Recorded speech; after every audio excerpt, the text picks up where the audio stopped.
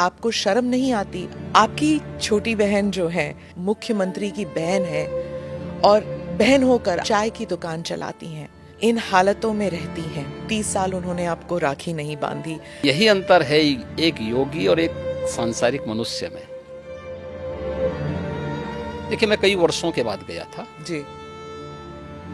मेरे पिताजी का जो है देहांत 2020 में हो गया था।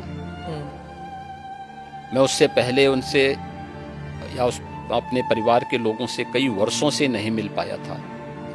संजोग से कोरोना कालखंड प्रारंभ हो चुका था, लॉकडाउन प्रारंभ हो चुका था, तो उनके अंतिम संस्कार कार्यक्रम में मैं भाग नहीं ले पाया था। आपके पिताजी के? हाँ। तो मुझे जब गत वर्ष अवसर मिला था तो मैं अपनी माँ से मिलने के लिए जरूर गया था। तो स्वाभाविक रूप से एक माँ और पुत्र के बीच में जो संवाद होने चाहिए वही संवाद वहाँ पे हुआ। आप उनके अंतिम संस्कार के लिए नहीं जा पाए, पर जब वो आपसे मिलने आते थे, आप उस वक्त चीफ मिनिस्टर थे, तो वो एक आम नागरिक की तरह आते थे, सीएम के पिता के रूप में नहीं आते थे। नहीं, यहाँ वो कभी नहीं आए।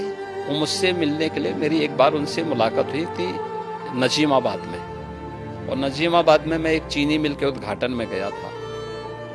तो भाषण करते हुए मैंने देखा सामने जो है कोई बैठा है, तो मैं पहचान गया उनको। मैंने कहा ये तो मेरे पिताजी हैं लगता है। तो सभा के बीच में बैठे हुए थे।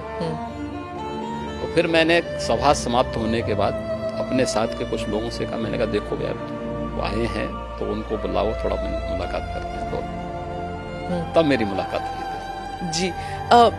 आपकी छोटी बहन जो है उन्होंने एक इंटरव्यू में कहा था कि 30 साल उन्होंने आपको राखी नहीं बांधी।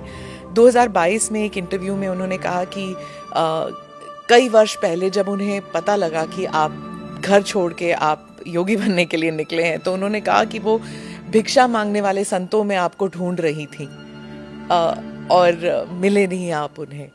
बहुत मुश्किल हुआ होगा ना उन्हें? देखिए, ये सबके जीवन में आता है, लेकिन मुझे लगता है कि इन चीज़ों को हमें जो है केवल अपने स्वयं के स्मरण के लिए रखना चाहिए, और स्वाभाविक रूप से सबके जीवन में आता है। कई वर्षों के बाद जो है इस चीज़ें चलती रहती हैं। मुझे लगता है यही जीवन है। योगी के मुख्यमंत्री बनने के बाद कई लोग कहते थे कि आपको शर्म नहीं आती? आप मुख्यमंत्री की बहन हैं और बहन होकर आप चाय की दुकान चलाती हैं, इन हालतों में रहती हैं। मैं उनको एक ही बात कहूंगी, मैं गरीब हूं, ये मेरा नसीब है। शर्म तब आनी चाहिए जब आप कोई गंदा काम कर रहे हो, किसी के हक का छीन कर खा रहे हो। मैं तो मेहनत करके अपनी गुजर बसर करती हूँ। हाँ, ठीक बात है। देखिए, व्यक्ति को कभी भी धन और वैभव संतुष्टि नहीं दे सकती है, और मुझे लगता है कि सबसे बड़ा योगी वह है जो स्वयं की मेहनत से संतुष्ट है, स्वयं के परिश्रम से संतुष्ट है। दूसरों की मेहनत से कुछ प्राप्त करना